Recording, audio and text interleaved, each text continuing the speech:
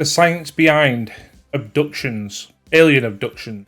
Not sure there is a science behind it if you can't really prove one way or the other whether it's happening. I don't know how you feel about it. I'm on the fence. Seems to be millions of people over the years that think that they've been abducted by aliens. Some, I'm sure, are mental illness. Some of it is probably just having sleep paralysis. Sometimes they think something is happening when you're awake. You're not really awake. Let's have a look. People tend to treat UFOs like they treat religion. Either you're a believer or you're not, that strange things come into our skies from outer space. There is a middle ground where people think, I don't know. What is it Ricky Gervais says about being agnostic atheist? I don't know that there is a God. Prove it to me. I can't prove it to you. I don't believe it then. I'm the same when it comes to UAP. Do I believe there's life out there in the cosmos? Absolutely. The universe is massive.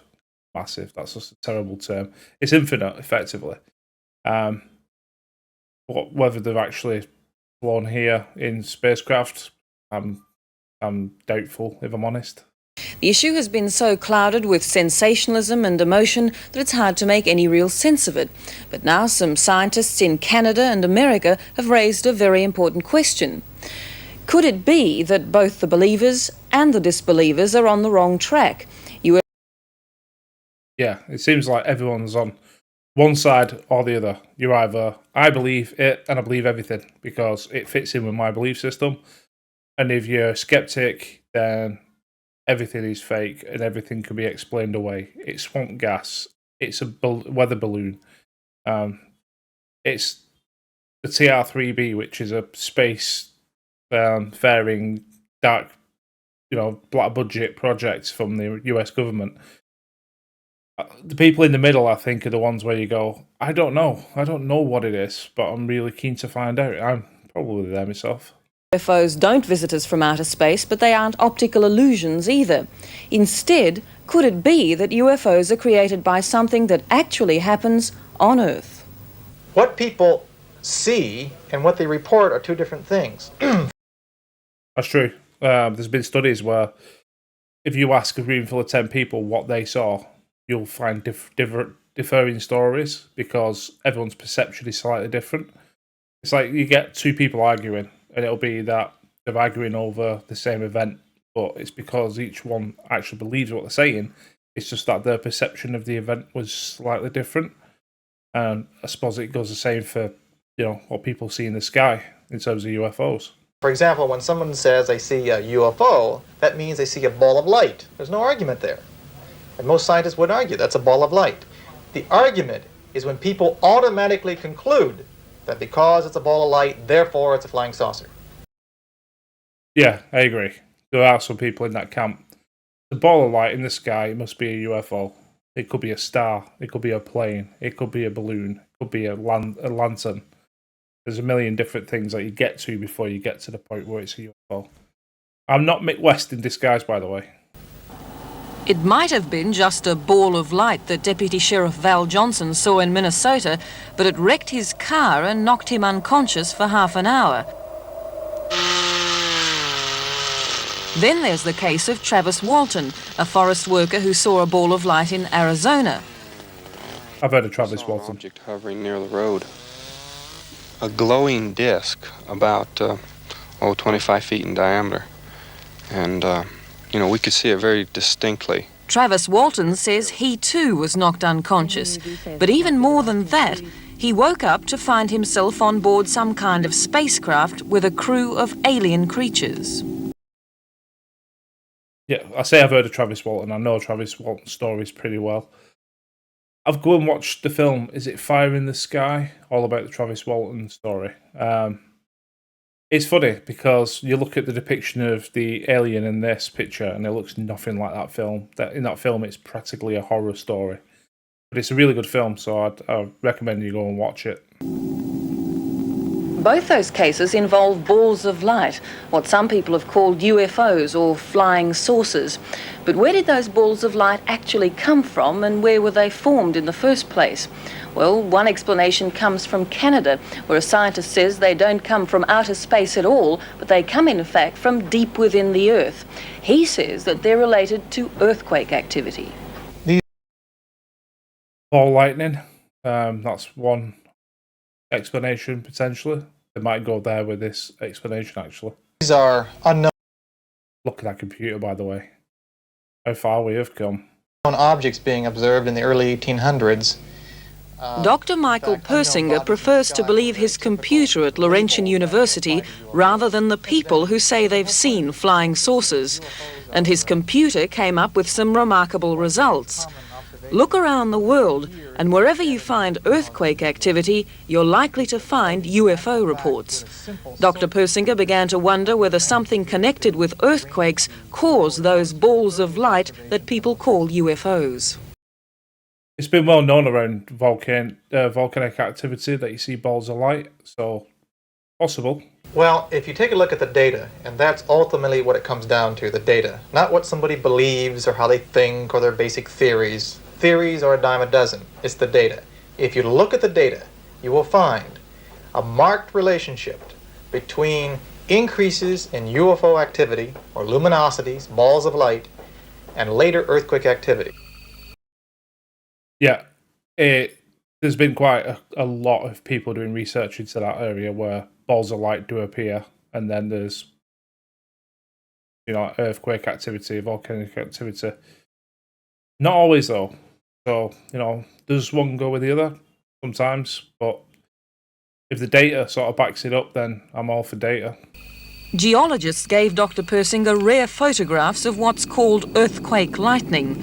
The lights are believed to be electrical energy released by the breaking of rocks containing quartz. So far, all we have is a theory. Can it be proved in the laboratory? Dr. Brian Brady is a physicist at the U.S. Bureau of Mines in Denver, Colorado. His research tends to support Dr. Persinger's theory. This is where he tests quartz-bearing rocks in a machine that squeezes them until they break. Brilliant sparks of light sometimes shoot out from the rock. And now he just does loads of shots where he crushes random objects for everybody's pleasure. I've seen those YouTube shots. Under certain conditions, namely when the lights are out, you can observe this thing. It behaves as a luminous arc or jet emanating from the surface of the sample. Take this sample of granite. Steel cylinders will crush it with 150,000 pounds of pressure until it shatters. Sounds like me at work, to be honest. Like crushing me with a lot of pressure. Just as the rock breaks, a time exposure photo shows that trails of light seem to streak from its surface like a fireworks display. That's what can happen in the laboratory. So these scientists argue that much bigger balls of light may well come from stresses and strains deep within the Earth.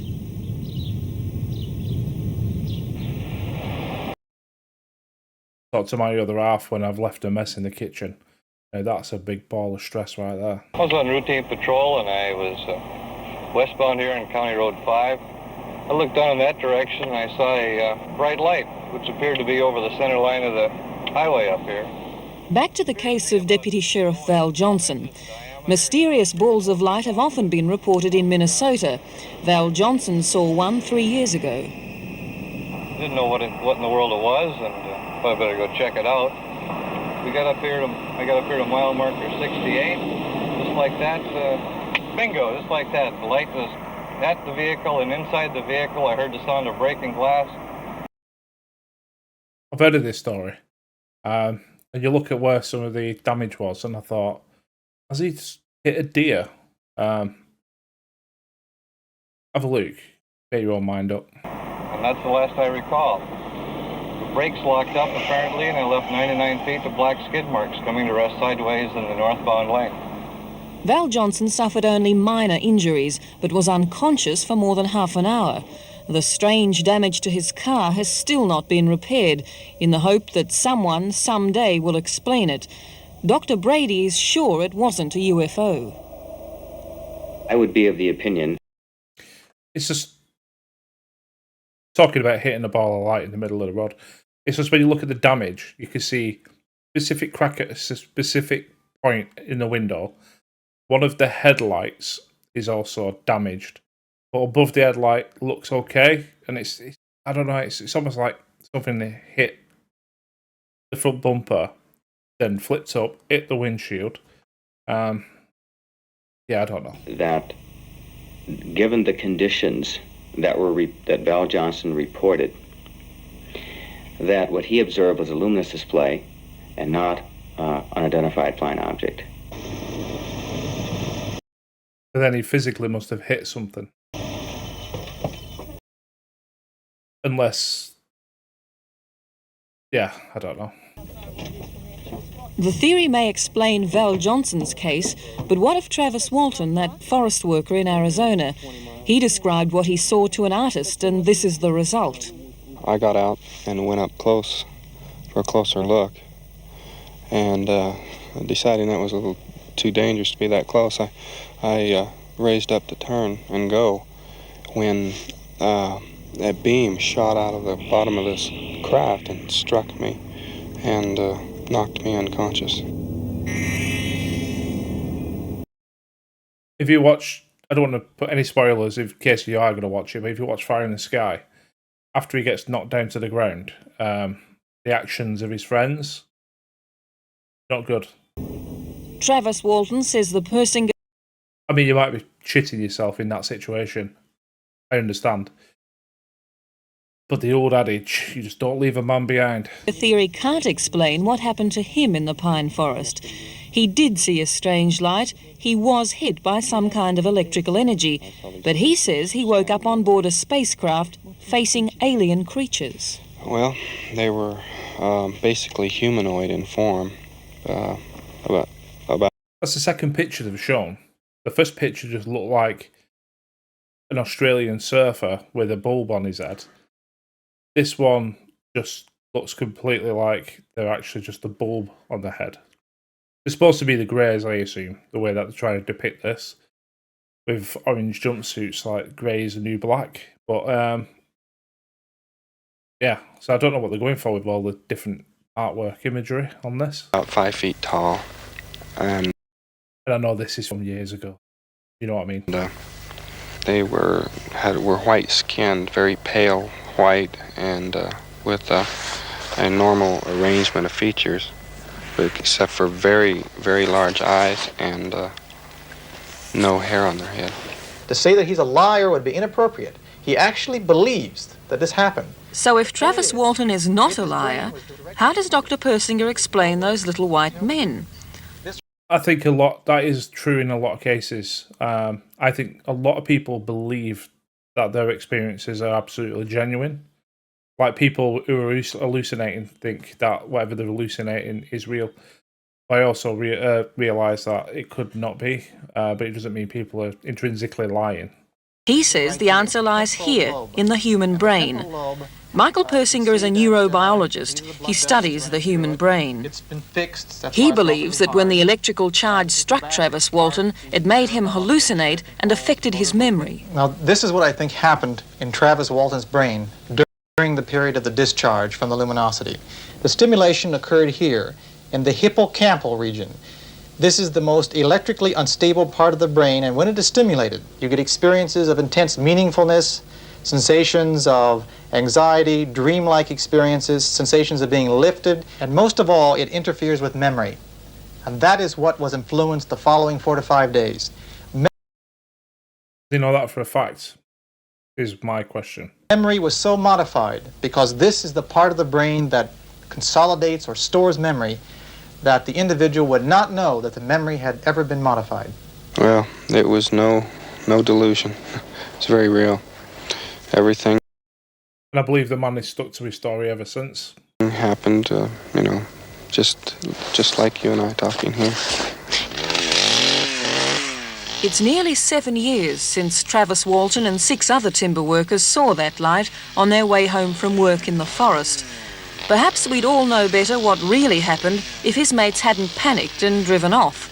Travis Walton was missing for 5 days as people searched the woods for him. So who should we believe? Travis Walton or Michael Persinger? Perhaps neither. But can Dr. Persinger entirely rule out the possibility that Travis Walton did meet creatures visiting us from outer space? What you're saying is, can you rule out anything? And my answer is no, you can't. Good answer. You can't rule anything out. And that's the whole premise of Ancient Aliens, if you've ever seen that show, is they'll say, is it possible that Bigfoot is the result of genetic experiments by aliens? And obviously they'll come out and go, the answer is yes. But the reality is, no. I mean, has anyone ever found a Bigfoot carcass? For example, I could argue right now that we're all being urinated upon by invisible, non-physical pink elephants. And you may not like that. Some of us may do. You may say, well, they're not there. And my answer is, prove it. Prove they're not there. And the answer is, you cannot prove a negative. It's a word game. And the reason I'm going on about this is because that particular question is used time after time by UFO enthusiasts as a reason to accept far-fetched explanations. In other words, And I don't want to get into a whole heap of debate or mess, but the same could be said for any religion. they say, well, your theory cannot prove that they're absolutely not there, therefore this far-fetched idea that they're from planet X is correct. Right? That's unscientific and Planet X, that's the missing planet that's supposedly in our solar system somewhere. as well as illogical type thinking. Oh, you can tell by the way I use my walk. These days, Travis Walton tries to keep his thoughts about UFOs to himself. He told us his interview for 60 Minutes will probably be the last he does, and UFOs are a forbidden subject at home. Spoiler alert, it isn't the last interview. I think he's done many more since then. But again, I say his story hasn't changed. That's a lie. I think there's more details been added to the story, but the way that he frames that is, over time, his memories have come back. Like anyone who experiences trauma, that blocks out memories. Sometimes you can't remember those. So there is a possibility that that's the case, but yeah, he's definitely done more interviews since then.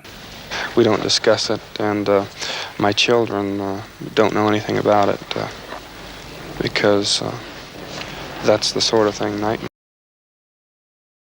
are made out of, and they've got enough boogeymen in the dark, you know, without that. People who have got very close to luminous displays, or UFOs, especially the very bright, noisy ones, have been burned severely. They've been knocked unconscious. And that's the danger. And that's one of the reasons that concerned scientists like Dr. Brady and myself stay away from it, all right? And what's happened is because of this myth generated that somehow UFOs are from another planet to help us and to guide us, people have a tendency to run up to them, working on the assumption that they are somehow positive. That's dangerous. If you look at every film, probably from the 1940s onwards, you'll see that there's very rare depictions of UFOs being benevolent. If anything, they're always here to conquer, to abduct, kill. I mean, the only one was benevolent. Like even the day the Earth stood still, which was probably the most benevolent alien there is. I'm not talking about the latest version of the film. I'm talking about the original version, where he was here just to address the world and say, you know, you're a danger to the planet, etc., and we're going to be keeping an eye on you. In the new version of that, even though he turned out to be not baddie, but, you know, so in the middle ground, they were still planning on wiping all life out on Earth to basically save the Earth from humans. So I'm not sure that everyone feels like UFOs are benevolent. I think everyone just hopes to find the answer to the question, are we alone in the universe? Dangerous. The data indicate time after time that these are energetic events that can produce possible biological damage, perhaps even death at times. So my suggestion is stay away from them. Good advice. I would like to think that we've been visited by, you know, beings from another world. questions I would like to ask, but the reality is there's no evidence to suggest we are. There's quite other people would argue that there is. That's not to say it's not possible. I'll go back to the poster from X-Files. I want to believe, but the reality is there's no answers out there at the moment, or there's no evidence that's going to make me believe that we're definitely being visited by aliens. I hope one day the answers to the questions are coming, but they're not here right now. Alright, cheers everyone. I will see you on the next one.